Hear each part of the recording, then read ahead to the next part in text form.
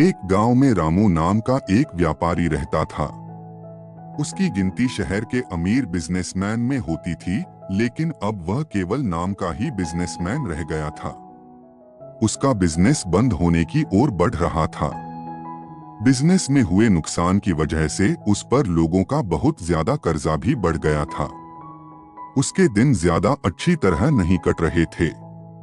ज्यादातर बिना पैसे के परेशानी में ही कट रहे थे और उसकी हालत का कारण उसका स्वभाव था। बहुत ही शांत स्वभाव वाला व्यक्ति था। वह हर किसी की बातों पर बहुत जल्दी यकीन कर लेता था, इसलिए उसे लोग मूर्ख बनाना आसान समझते थे। चालाकी उसके अंदर थी ही नहीं। लोगों ने उसके सिंपल स्वभाव का फायदा उठाकर उसे इस हालत में पहुंचा दिया था। उसके कुछ चालाक दोस्त, रिश्तेदारों और दूसरे बिजनेसमैन ने उसके खिलाफ साजिश कर उसे अपनी चिकनी चुपड़ी बातों में ऐसा फंसा लिया कि उसका बिजनेस बंद होने की तरफ जा पहुंचा। रामू चालाक लोगों की बातों को समझ नहीं पाया, लेकिन अब टूट चुका था अंदर से बहुत ज्यादा। अब उसे अपनी गलती का एहसास हो रहा था।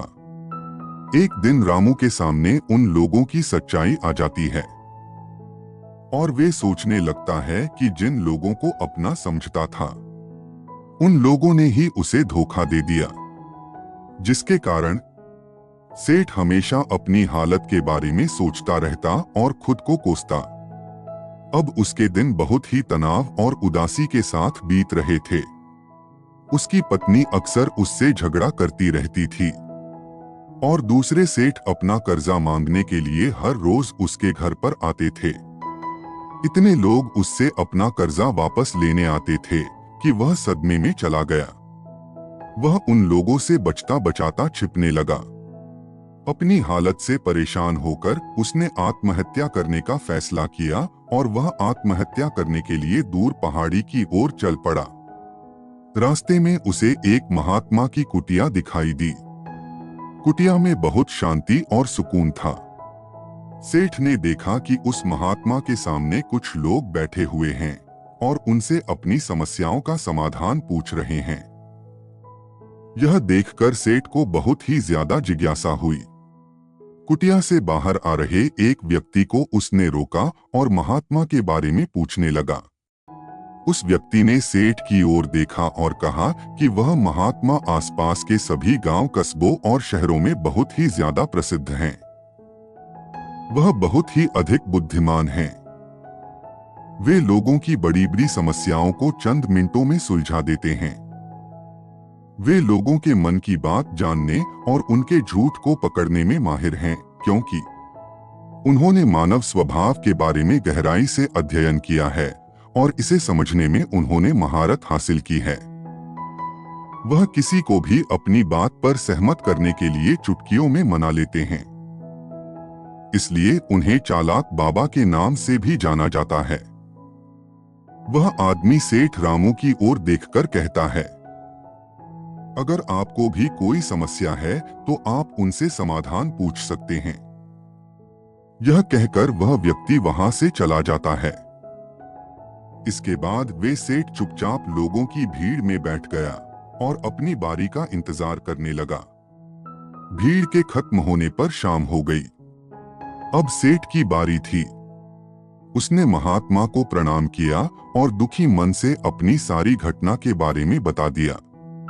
वे महात्मा सेठ की बातों को बहुत ध्यान से सुन रहे थे और फिर शांत स्वर में उत्तर दिया, इंसान को इतना शरीफ नहीं होना चाहिए कि वह हर किसी की बातों पर विश्वास कर ले, जो लोग कहे वही करना शुरू कर दें। हर व्यक्ति के अंदर इतनी समझ और चतुराई का होना बहुत जरूरी है। इसलिए नहीं कि वह दूसरों का फायदा उठा सके या उन्हें बेवकूफ बना सके, बल्कि इसलिए कि वे खुद को दूसरे चालाक लोगों की चाल से बच सके, खुद को नुकसान से बचा सके और दूसरे जरूरतमंद लोगों की मदद कर सके।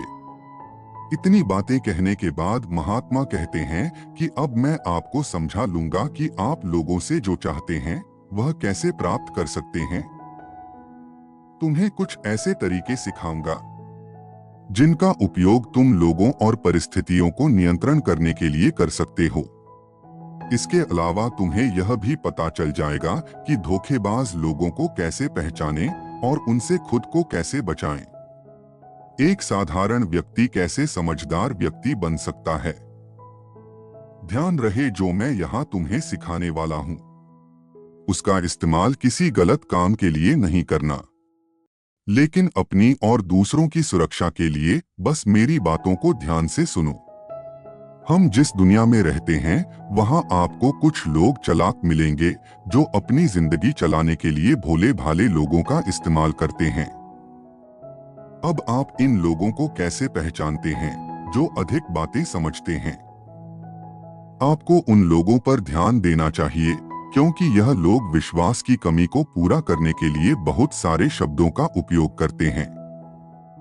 आपको उन पर ध्यान देने की कोई आवश्यकता नहीं है क्योंकि वह अपने झूठ की वजह से आपको बेवकूफ बनाने की कोशिश करते हैं।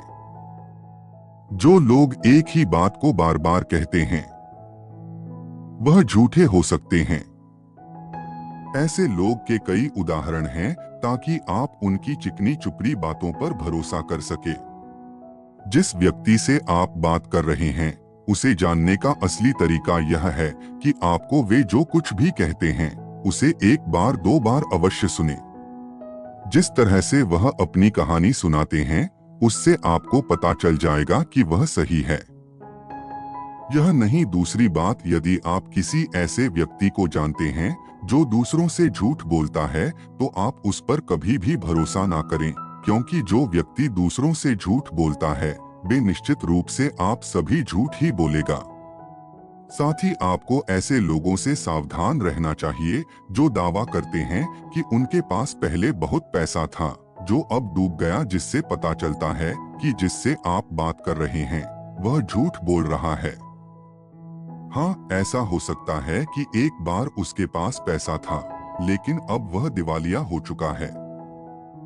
बुद्धिमानी इसी में है कि ऐसे व्यक्ति को कभी भी पैसों से समझौता नहीं करना चाहिए। जो व्यक्ति खुद के पैसे को संभालने में कमजोर हो सकता है उस व्यक्ति से सलाह लेना बुद्धिमानी नहीं है। आपको ऐसे अयोग्य लोगों से भी सावधान रहना की आवश्यकता है क्योंकि अगर कोई व्यक्ति महत्वपूर्ण चीजों को देखभाल करने में सक्षम नहीं है तो ऐसे लोग अपने बिजनेस या काम को संभाल नहीं सकते। एक समझदार व्यक्ति अपनी जरूरी समस्याओं पर अधिक ध्यान देता है, बेकार की चीजों पर नहीं। एक और व्यक्ति जो हमेशा अपनी बात दोहराता है और बार बार कसम खाता है वह व्यक्ति झूठा होता है। इसलिए ऐसे व्यक्तियों पर कभी भी भरोसा नहीं करना चाहिए। दूसरी, अगर आप चाहते हैं कि कोई व्यक्ति आपके साथ अच्छा व्यवहार करे तो आपको हमेशा अपनी इच्छा के अनुसार परिणाम मिलेंगे जो कि गलत है। आपको हमेशा एक बात याद रखनी चाहिए कि लोग वही चाहते हैं जो उन्हें कभी नहीं मिल सकता। अगर आप ऐसा चाहते हैं कि किसी काम को पूरा करने के लिए आप उसे बार बार करें और आप उसे हासिल कर सकते हैं जो खुद फायर नहीं किया जा सकता। इसके लिए तुम्हें दो नियमों पर ध्यान देना होगा। पहला नियम, जिस व्यक्ति को आप अपने वश में करना चाहते हैं उसे वह दें जो वह चाहता है या फिर जिसे हासिल करना चाहता है। दूसरा नियम, उस व्यक्ति को तब तक देखें जब तक वह आपके नियंत्रण में आ जाता है। तो देखिए कितना दुख होता है जब आप उसे वह देना बंद कर देते हैं जो वह चाहता है। जब भी आपको लगता है कि आपको हल्के में ले रहे हैं, इसलिए जो आपने उसे दिया था उसे वापस ले ले। यह बात उस व्यक्ति को एक कमी और खालीपन का एहसास कराएगी जिससे आपको आपकी बात का दोबारा सुनने तैयार हो जाएगा। तीसरा नियम, जब कोई व्यक्ति ऐसा व्यवहार करता है जैसे कि वह सब कुछ जानता है तो निश्चित रूप से आप एक ऐसे व्यक्ति से बात कर रहे हैं जिसमें बुद्धि की कमी है। सच तो यह है कि जो व्यक्ति यह मानता है कि वह कुछ नहीं जानता वह अंततः सबसे बुद्धिमान होता है, जोर जीतता है। यदि आप अपने आसपास के लोगों और स्थितियों पर नियंत्रण रखना जानते हैं तो सबसे अच्छा तरीका विनम्र और नरम होना है। इससे पता चलता है कि आप बाहर के लोगों से झगड़ा नहीं करना चाहते हैं। अपनी शारीरिक भाषा को विनम्र रखें। एक बार जब लोगों को पता चल जाएगा कि आप बहुत कुछ जानते हैं, आपकी सफलता और विफलता का उपयोग आपके विरुद्ध किया जाएगा। आपकी असफलता पर आपका अपमान होगा। आपकी सफलता पर लोग आपसे नफरत करने लगेंगे, और जब आप लोगों के सामने यह दिखाते हैं कि आप सब कुछ जानते हैं, तो लोगों को समझने की तरकीब अधूरी रह जाती है।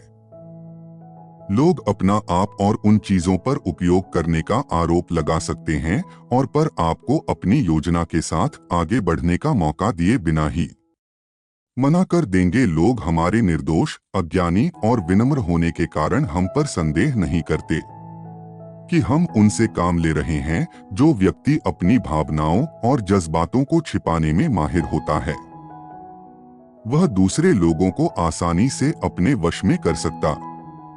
जब लोगों को लगेगा कि आप भी नरम है और झगड़ालू स्वभाव के नहीं है, तो वह आगे आकर आपकी मदद करना चाहेंगे, और शायद तब भी आपको अपने बारे में जानकारी देंगे जिसका उपयोग आप उन्हें नियंत्रित करने में कर सकते हैं। और मैं आपको यह सारी जानकारी देंगे क्योंकि उन्हें यकीन है कि आप उनसे नहीं लड़ेंगे। जो व्यक्ति मानता है कि उसके अंदर सुधार की गुंजाइश है, तो उसके सफल होने की संभावना कई गुना बढ़ जाती है। व्यक्ति के अंदर विनम्रता इसलिए भी आती है क्योंकि वह सोचता है कि उसे बहुत कुछ सीखना है, लेकिन जो व्यक्ति है सोचता है कि वह बहुत कुछ जानता है, राजस्थानी से मूर्ख बन जाता है। साथ ही एक गृहस्थ होने के नाते आपको इस बात पर भी ध्यान देना चाहिए कि आपका पैसा कहाँ जा रहा है, और उस मेहनत की कमाई को तब तक खर्च ना करें जब तक आपको उस पैसे के बदले में बहना मिल जाए जो आप चाहते हैं। इसका मतलब यह है कि अगर आप सामान लिए बिना पैसे देते हैं, तो धोखा मिलने की संभावना बढ़ जाती है। ऐसा भी हो सकता है कि अगर किसी ने आपका पैसा पहले ही ले लिया है, तो अपना वादा नहीं निभाया। इसलिए सुरक्षित रहने के लिए उस व्यक्ति को पैसा देने से पहले सावधानी बरतें। जो चीज आप उसे पाना चाहते हैं, उसे प्राप्त करें। चौथा नियम लोगों को समझने का सबसे अच्छा तरीका यह है कि आप किसका मन बदल सकते हैं और किसका नहीं। यह 100% सच है कि आप किसी के मन को अपने अनुसार तब तक नहीं चला सकते जब तक वह आपको पसंद ना करता हो। इसलिए जो लोग आपको पसंद करते हैं और आपका सम्मान भी करते हैं, उन्हें अपने तरीके से चलाने की कोशिश करें, लेकिन सही चीजों के लिए इस बात पर ध्यान रखें। यदि आप किसी ऐसे व्यक्ति के मन में हेरफेर करने का प्रयास करते हैं जो आपको पसंद नहीं करता है, तो ऐसे में इस बात का ध्यान रखें कि आपका सारा समय और धैर्य बर्बाद हो जाएगा। इसके अलावा जब भी आप ऐसे व्यक्ति को बदलने की कोशिश करेंगे, तो वह आपसे बहस करेगा। चाहे आप कुछ भी करें, आप कभी भी ऐसे व्यक्ति के मन को नहीं बदल पाएंगे। आपको अपनी बहस शुरू होने से पहले ही प्रयास करना बंद कर देना चाहिए, और याद रखना चाहिए कि केवल आप ही उन लोगों को बदल सकते हैं जो आपको पसंद करते हैं और आपका सम्मान करते हैं। इसलिए यदि आप किसी को बदलना चाहते हैं, सबसे पहले इसके साथ अच्छे संबंध स्थापित करें और इससे दोस्ती करें। इतना कहकर महात्मा कुछ देर रुके और फिर आगे कहने लगे, अब मैं तुम्हें कुछ ऐसी तरकीबें बताऊंगा जिनका प्रयोग करके चालाक और धोखेबाज लोग दूसरों को मूर्ख बनाते हैं और उनका गलत इस्तेमाल करते हैं। पहला तरीका, जब किसी चतुर व्यक्ति को अपना काम निकालना होता है, तो वह इरादे अपने पूरी तरह छुपा कर रखता है और वेद झूठ बोलता है। सबसे महत्वपूर्ण बात छुपाता है और केवल उतना ही कहता है जितना वह चाहता है। दूसरा तरीका, एक व्यक्ति जो चालाक है, दूसरों को गुमराह करना चाहता है। वह जितना संभव हो उतना ध्यान अपनी ओर आकर्षित करना चाहेगा, क्योंकि इस तरह वे किसी समूह का सबसे महत्वपूर्ण हिस्सा बन सकता है, दूसरों लोगों को गुमराह कर सकता है। यह अपने फायदे के लिए आपके कमरे का इस्तेमाल कर सकता है। तीसरा तरीका, जो व्यक्ति लोगों को गुमराह करता है वह अच्छी तरह से जानता है कि लोगों को भावनाओं के साथ कैसे खेलना है।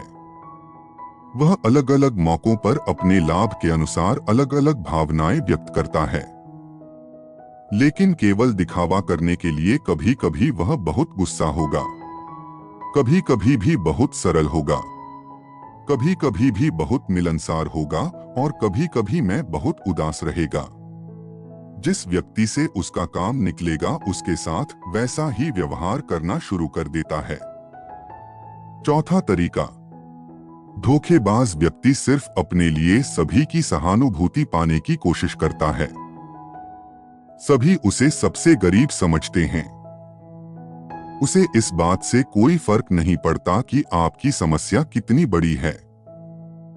आपको हमेशा यह महसूस कराएगा कि आपकी समस्या आपसे बड़ी है और वह आपसे ज्यादा परेशानी में है। इसलिए आपको उस पर दया करनी चाहिए और उसकी मदद करनी चाहिए।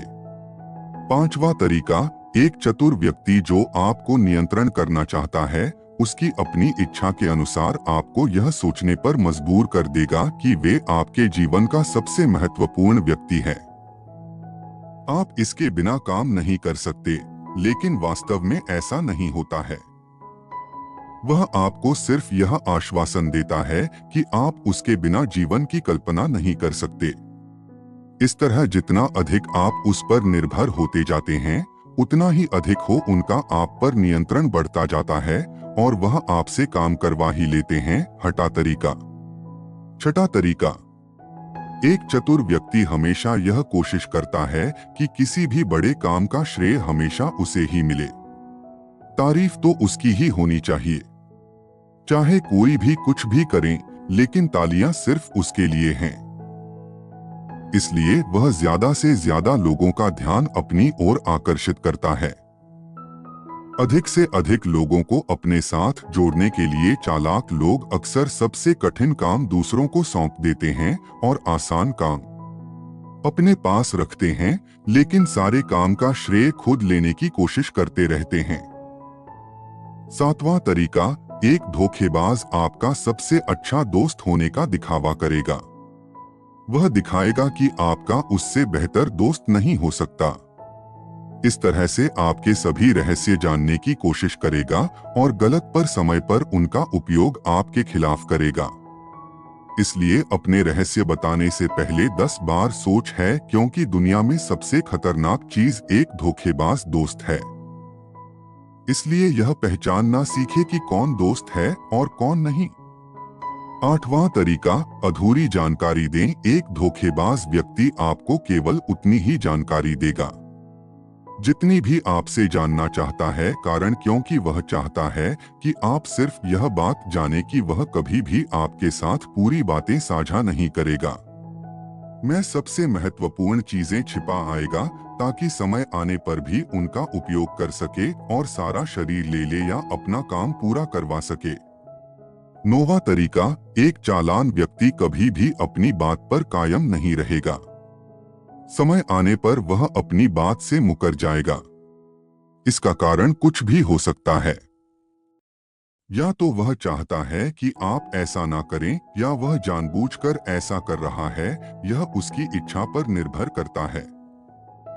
10वां तरीका, वह ऐसा दिखावा करते हैं जैसे उन्हें कुछ भी पता नहीं है। वह सबसे निर्दोष हैं, हालांकि उन्हें यह उस समय उस घटना के बारे में सब कुछ पता है।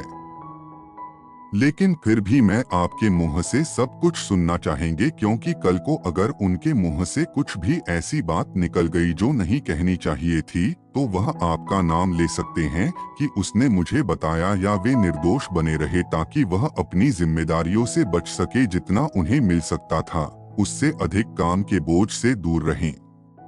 वे जानबूझकर ऐसा करते हैं ताकि कोई उन पर ध्यान ना दे और वह महान चीजों से बच सकें। चालाक व्यक्ति को फायदा होने वाला है तो यह थे बहुत तरीके जिनसे आप लोगों को अपनी बात मनवाने के लिए इस्तेमाल कर सकते हैं और चालाक और धोखेबाज की पहचान कर सकते हैं। इन तरीकों का पालन करके आप उन सभी लोगों से बच सकते हैं। रामू सेठ को सभी प्रश्नों के उत्तर मिल गए। उन्होंने महात्मा को उनके बहुमूल्य जानकारी के लिए धन्यवाद प्रकट किया और अपने घर वापस लौट आए। इसके बाद धनी चंद सेठ ने बहुत मेहनत की और इस कहानी में बताए गए नियमों का पालन किया। इसके बाद में फिर से एक अच्छा व्यापारी बन गया। दोस्तों, उम्मीद करता हूँ आपको यह वीडियो पसंद आई होगी। अगर पसंद आई है तो लाइक एंड सब्सक्राइब जरूर करें और अपने दोस्तों के साथ इस वीडियो को जरूर शेयर करें।